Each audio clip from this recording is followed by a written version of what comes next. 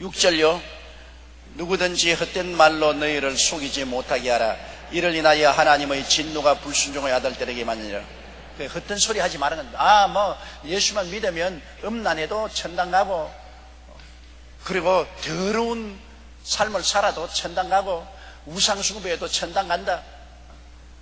우리 영혼만 예수 믿어서 깨끗하면 됐지, 육체는 이 세상에 사니까 세상대로 살아도 괜찮다. 이건 다 거짓말인 것입니다. 절대로 그렇지 않습니다. 우리 주 예수 그리스도를 구주로 모시고 성령이 거하시면 그리스도의 형상과 모습을 따라 의와 진실과 거룩함으로 지음을 받은 새 사람을 입고 살아야 되는 것입니다. 그러므로 그런 헛된 말로 우리를 속이지 못하게 하라. 왜냐하면 이런 음란과 세속과 거짓과 방탕과 추함과 그리고 우상숭배하는 이런 사람들에게 하나님이 최후 심판을 하시는 것입니다. 하나님이 소돔과 고모라를 왜 심판했습니까? 소돔과 고모라가 전부 음란하고 거짓되고 우상숭배하고 세속적으로 나오기 때문에 하나님이 소돔 고모라를 심판했지 않습니까? 하나님은 여러분 오래 참으시지만은 하나님은 마지막 날에 무지무지한 심판을 내리시는 것입니다. 그 심판의 이유가 거기에 있는 것입니다. 7절요. 그러므로 저희와 함께 참여하는 자 되지 말라. 그런 삶을 사는 사람에게 친구가 되지 말라는 거죠. 음란한 사람들과 함께 그룹이 들어가서 함께 뭉치고, 그래서 더러운 사람과 함께 희희낙낙하고 같이 더러운 말하고 서로 교제하고 우상숭배하는 자와 같이 따라서 탐욕을 따라 살고, 그런데 우리가 접촉하지 말라는 것입니다. 왜냐하면 사람은 무리의 법칙이 있습니다. 까치는 까치끼리, 참새는 참새끼리, 까마귀는 까마귀끼리, 학은 학끼리 모이는 것처럼 이 세상에 음란한 사람은 음란한 사람끼리 모이고, 더러운 사람은 더러운 사람끼리 모이고, 그리고 우상숭배하는 사람은 우상숭배하는 사람 모이고, 실패하는 사람은 실패한 사람끼리 모이고, 성공한 사람은 성공한 사람끼리 모이고, 무리의 법칙이 있습니다. 그런데 우리가 무리의 법칙에 의해서 예수 믿는 사람은 예수 믿는 사람끼리 모이는 것입니다. 예수 믿는 사람은 예수 믿는 사람끼리 모이고, 언제나 의로운 사람 의로운 사람끼리 모이고, 거룩한 사람 거룩한 사람끼리 모이고, 진실한 사람 진실한 사람끼리 모이는데, 이 모임을 우리가 조심해야 됩니다. 잘못된 모임에 가지 말라. 까마귀 싸우는 곳에 백로야 가지 말라는 옛날 시가 있습니다. 까마귀 있는 곳에 백로가 가면 안 섞이지 않아요. 그러므로 우리가 주일날 교회 모이고 3일 기도회 교회 모이고 구역 예배 모이는 것은 이 무리의 법칙을 따라서 그게 모이면 모일수록 우리는 더 은혜와 성령 충만과 믿음이 충만해지는 것입니다. 무리의 법칙입니다. 믿는 사람, 믿음이 강한 사람하고 같이 모이면 같이 믿음이 강해집니다. 성령 충만한 사람하고 모이면 같이 성령 충만해지고, 기도 열심히 하는 사람하고 모이면 같이 기도하게 되는 것입니다. 그러나 세상으로 나가는 사람, 술 먹는 사람하고 모이면 같이 술주정뱅이 되고, 음란한 사람하고 모이면 같이 음행하게 되고, 방탕한 사람하고 모이면 같이 방탕이 되는 것입니다. 누구하고 모이는가 굉장히 중요하지요. 그러므로 이 세상에 사는 동안에 우리는 여러분 언제나 주님 중심으로 모이는 그룹에 소속해야 되는 것입니다. 옛날에 제가 하나님 성회 총회장일 때 총회를 하는데 숙소 배정을 할 때 제가 그랬습니다. 교회가 성공하지 못한 목사들은 성공한 목사와 같은 방에 넣어줘라. 그러면 성공한 사람들의 이야기도 듣고 같이 성공할 수 있는 그러한 진리를 배울 수 있지 않느냐. 그래서 전부 적은 교회 목사하고 큰 성공한 목사하고 방을 같이 쓰도록 배정을 했는데요. 딱 모여서 하루가 지나고 나니까 전부 방을 서로 바꿔가지고서 성공한 목사는 성공한 목사끼리 방을 같이 하고, 실패한 목사는 실패한 목사끼리 전부 다 방을 같이 끼리끼리 모인다고. 끼리끼리 모여. 그러면 아무 이익이 없어. 실패한 사람 모여가 늘 원망 불평 탄식만 하고 있어. 성공한 사람 모이면 전부 성공한 이야기만 서로 나누고 있어. 우리는 우리보다 나은 사람하고 모여야 되는 것입니다. 그래야 그곳에서 배우고 우리가 은혜를 받았어. 우리가 이 세상 나라도 같이 살면서 우리보다 훨씬 잘 사는 미국이나 유럽하고 우리가 자꾸 친하고 합쳐지면 그게 무역도 많이 하고 그 기술도 배우고 우리가 더 잘 살게 되죠. 북한하고 밤낮 친해봤자 아무 이익 없어요. 북한하고 뭉쳐봤자 늘 거짓말만 하고 늘 협박이나 하고 늘 돈 달라, 쌀 달라, 우동 달라, 뭐 달라. 그거 친해가지고서 이익이 하나도 없습니다. 그런데 지금 내가 걱정하는 것은 우리 한국 사람들이 우리 우방인 미국과 같이 친하는 것을 자꾸 멀리하고 북한하고 자꾸 친하려고 합니다. 북한하고 친해가지고서 우리에게 얻을 수 있는 것이 뭡니까? 내내 저 사람들은 남한을 적화 통일하겠다는 야욕을 버리지 않고 있습니다. 그런데 오히려 우리를 위해서 5만 명의 청년들을 6.25 때 한국 전선에서 생명을 버리게 한 우리의 우방인 미국은 오늘날 우리 적대시하고 멀리하고, 그러고 6.25 때 수백만의 생명을 빼앗아가고 우리나라를 초토화하고 지금도 우리를 호시탐탐하고 있는 북한하고 끌어안고 자꾸 갇혀가지고 무리의 법칙에 의해서 그 사람들 끌어안아가 좋을 것 하나도 없어요. 무슨 이익을 우리가 얻을 수가 있는 것입니까? 오늘날 세상은 다 이익을 추구하기 위해서 하는데요, 무슨 이익을 추구할 수 있습니까? 저는 이번에 중국에 갔다가 홍콩에서 집회를 하고 중국 청도에 갔다 왔습니다. 청도는 여기 한국에서 굉장히 가까워요. 비행기 시간으로 1시간밖에 안 됩니다. 청도에 가보고 아예 기절초풍을 했어요. 왜냐하면 청도가 가니까 미국 샌프란시스코 같아요. 중국을 옛날 중국으로 생각하면 안 됩니다. 불같이 일어나고 어마어마하게 발전하는데, 청도가 10년 전만 하더라도 아주 구질구질한 곳이었다고 합니다. 그런데 10년 내에 오늘날 청도의 도시나 생활을 하는 환경이 미국의 샌프란시스코 같아요. 서울 뺨쳐요. 중국이 지금 그렇습니다. 중국을 우습게 여기면 안 돼요. 그러면서 중국은 제가 변두리를 나가보니 평야가 끝이 없어. 얼마나 평야가 넓은지 끝이 없는데 거기에 옥수수하고 채소들이 뭐 끝없이 심겨져 있어. 내가 보고 큰일 났구나. 앞으로 10년 이내에 한국의 농산물은 다 절단나겠구나. 한국의 넓은 김포평야나 뭐 김해평야라 해도 끝이 더 전부 다 산이 보이는데, 지금 중국은 조그마한 산동반도 하나라도 끝이 없어요. 끝이 없어요. 거기 값싼 농산물이 한국에 쏟아져 들어오면 한국에서 무슨 농산물을 해서 강냉이를 심겠습니까? 고추를 한국에서 심어서 경쟁이 되겠습니까? 뭐 채소를 심어서 경쟁이 되겠습니까? 그런데다가 또 그들은 합쳐가지고서 공장을 세워서 어마어마한 공산품을 생산하고 있어요. 어마어마한 공산품을. 앞으로 10년 이내면 한국의 기술을 다 따라잡겠다. 그러면 한국은 이제는 공산품도 팔아먹을 수가 없어요. 중국의 11억 인구가 합쳐서 밀고 나가는데 거기에는 서로 노사 분쟁도 없고 힘을 합쳐서 열심으로 해나가는데, 우리는 이곳에서 서로 대결하고 분열하고 중요하지 않은 일로서 서로 밀고 땡기고 하는 그 시간에 중국은 우리 앞서 뛰어버리고 나중에는 중국에게 우리는 경제적인 속국이 되고 말 위험이 다무한에 있단 말입니다. 중국을 여러분 우습게 생각하시면 절대로 안 됩니다. 옛날에 비난의 장사 왕서방 같이 생각하면 안 돼요. 요사이는 비난의 장사 왕서방 명월이하게 반해서 이래도 뭐 호할라 저래도 호할라 했는데 요새 그렇지 않습니다. 우리 한국을 중국은 벌써 거의 다 따라잡고 우리 앞서고 있습니다. 우리가 정신을 차려야 돼요. 그러므로 우리는 우리 잘 사는 사람하고 같이 무리의 법칙으로 합쳐서 배우고 도움받고 도움을 주고 그래야 발전해야 되는 것입니다. 미국과 우리가 동맹관계에 있을 때는 중국이 우리를 마음대로 손대지 못했어요. 그러나 미국과 우리가 동맹이 멀어지고 미국이 우리 한국을 적극적으로 밀지 않는다고 생각하니까 중국이 당장 옛날 고구려 땅은 자기들 땅이었다. 지금의 북한도 고구려 땅이었기 때문에 자기들 땅이었다고 말합니다. 그렇게 나옵니다. 여러분 골목대장이 둘이 있으면은 그게 굉장히 강한 골목대장 밑에 들어가야 편안하지요.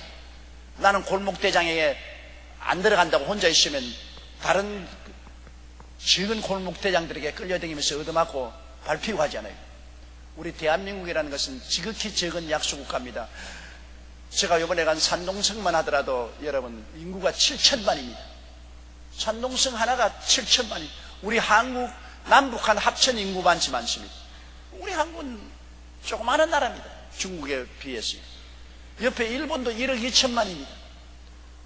우리 힘으로 우리가 당당하게 설 수 있으면 몰라도 우리는 남북이 서로 갈려서 대결하고 있는 상황에서 우리 힘으로 우리가 당당하게 말하고 행동할 수 있는 처지가 못 됩니다.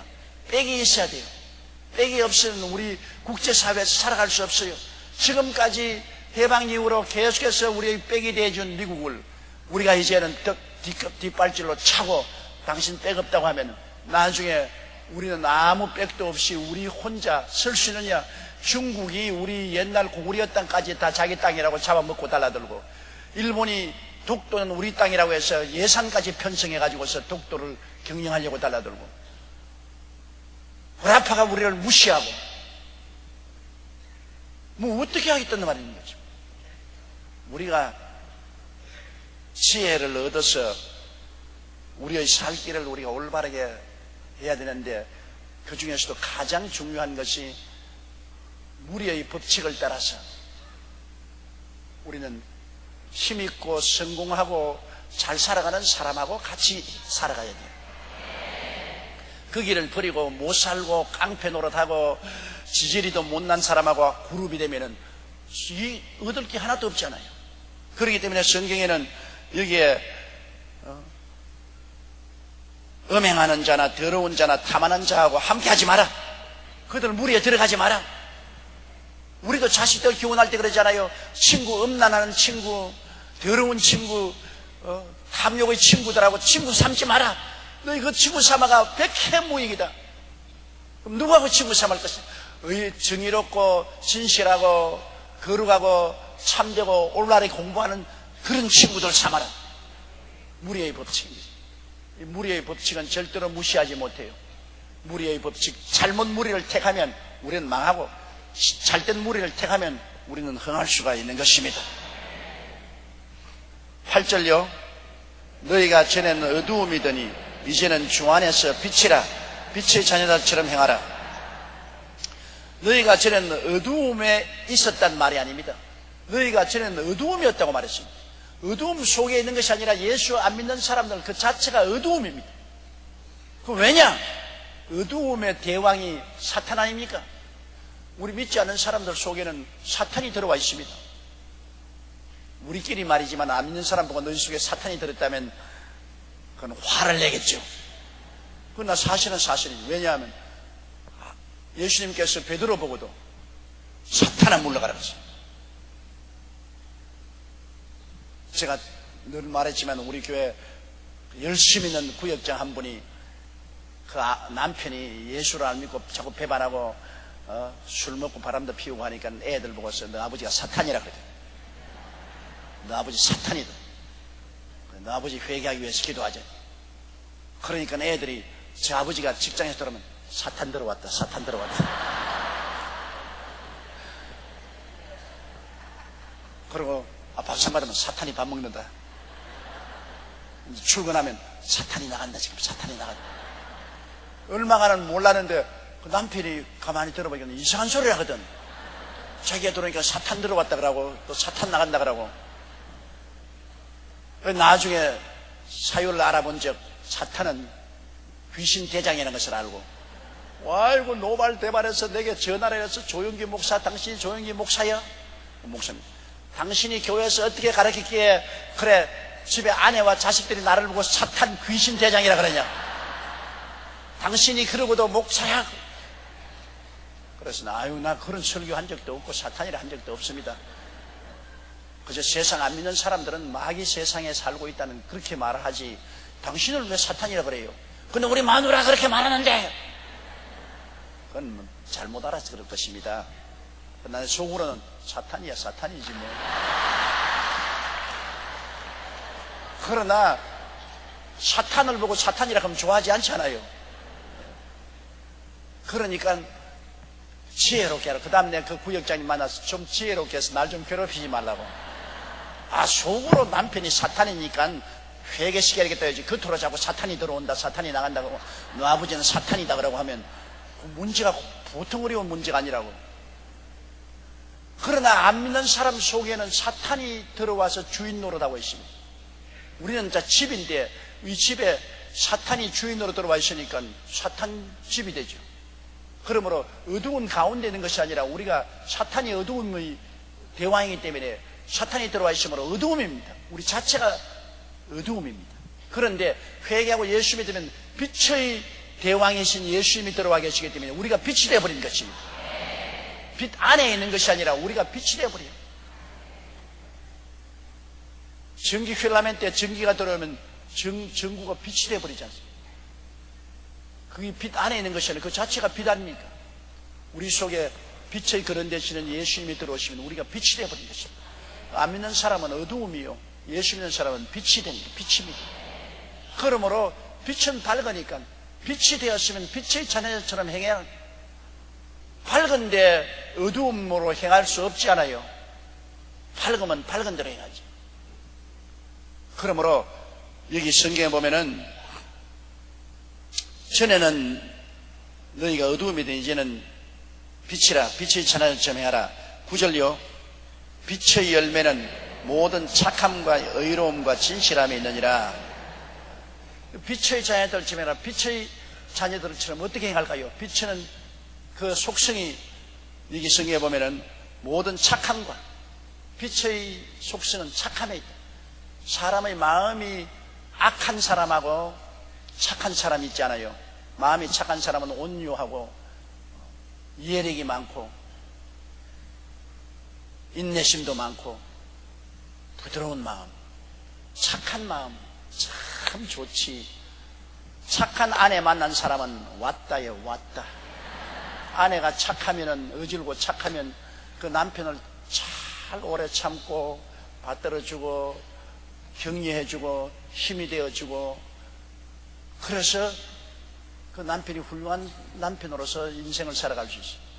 또 착한 남편 만나면 그거는 더 왔다야. 자기 아내를 완전히 공주처럼 생각하고 자기 아내밖에 없는 줄 생각하고 사랑하고 격려해주고 힘이 되어주고 위로해주고, 얼마나 좋아요. 이 세상에 악한 사람 만나는 건 완전히 재앙입니다. 악한 아내를 만난 남자는 재앙입니다. 재앙. 세상에 그런 재앙이 없어요. 말마다 대꾸하고 따라들고 물고 찢고 싸우고 달라들고 인냉 걸고 발 걸고 살아나갈 수가 없어요. 악한 남자 만나면 발길로 차고 주먹으로 치고 협박 공갈하고 살 수 없죠. 악이라는 것은 남을 해치는 겁니다. 자기도 괴롭고 남을 끝까지 해치고 남의 생명을 도적질하고 죽이고 멸망시키는 것이 악의 속성이지만은, 착한 사람의 속성은 남에게 생명을 주되 넘치게 주는 일을 하는 것입니다. 부드럽고 온유하고 인내하고 사랑해주는 이 착한 성품. 빛은 착한 성품을 얻게 된다. 빛이 들어오면 그렇게 된다. 그런 간증은 너무나 많잖아요. 여러분, 어마어마한 강도 살인자도 교도소에 있다가 예수 믿고 난 다음 어마어마하게 착해진 사람 이야기는 우리 너무 많이 들었습니다. 빛이 들어오면 어두움이 사라지고 악이 사라지고 착함이 들어오게 되는 것입니다. 예수 그리스도를 믿고 그리스도의 성령이 들어오면 우리를 착하게 만듭니다.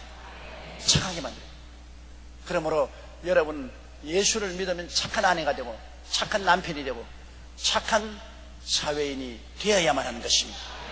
예수 그리스도의 빛의 성품은 착함에 있는 것입니다. 그리고 그 다음에는 빛의 성품은 의로움.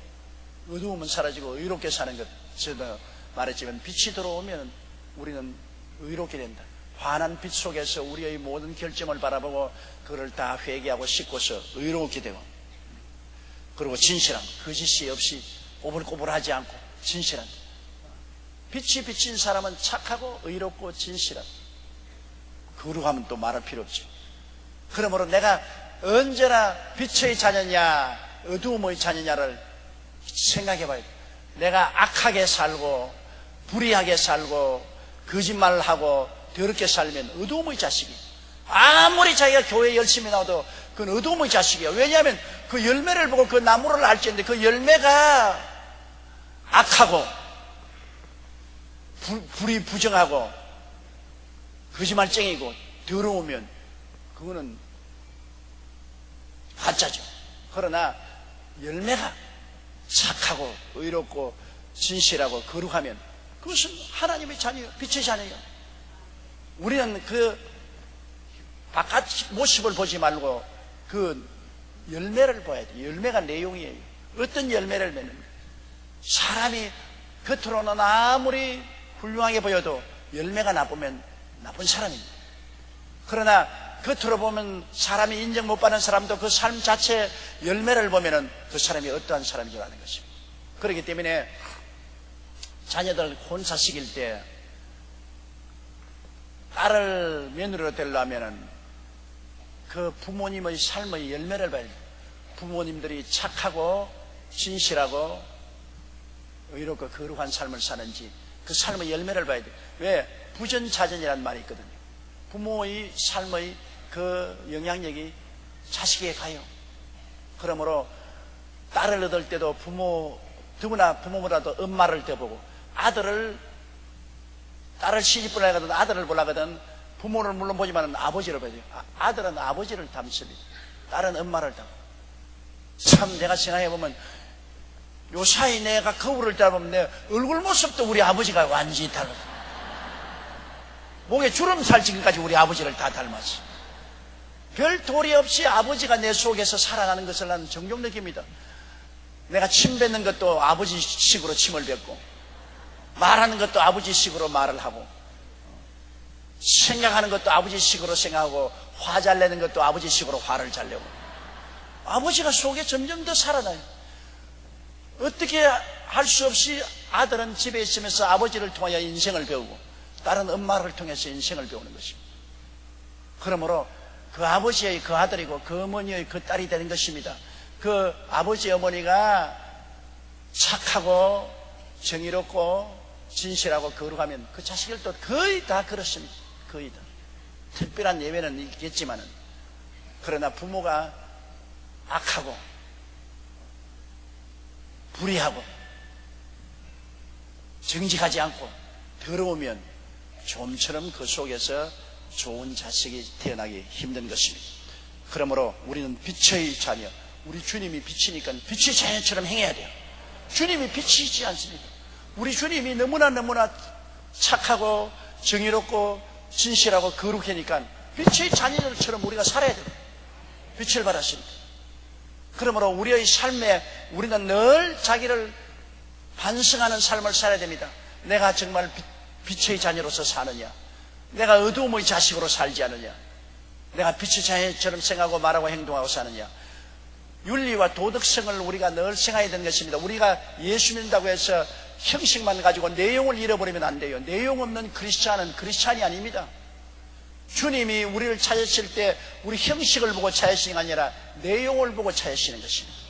우리 속 내용의 삶이 어떠냐, 열매가 어떠냐는 걸 보고 찾기 때문에 여러분, 내가 간절히 간구하는 것은 늘 우리가 예수 그리스도를 열심히 믿으면서 나를 살펴보아서 내가 정말 착한 사람인가, 내가 정의로운 사람인가, 내가 진실하게 사는가, 거룩하게 사는가 늘 살펴보는 여러분 되시기를 주의 이름으로 축원합니다. 자기를 살피지 않는 사람은 자기를 치장하지 않은 어리석은 사람과 꼭 같은 것입니다. 육체적인 치장을 늘 하는 것처럼 우리는 속 사람을 늘 치장하는 우리들이 되어야 되는 것입니다.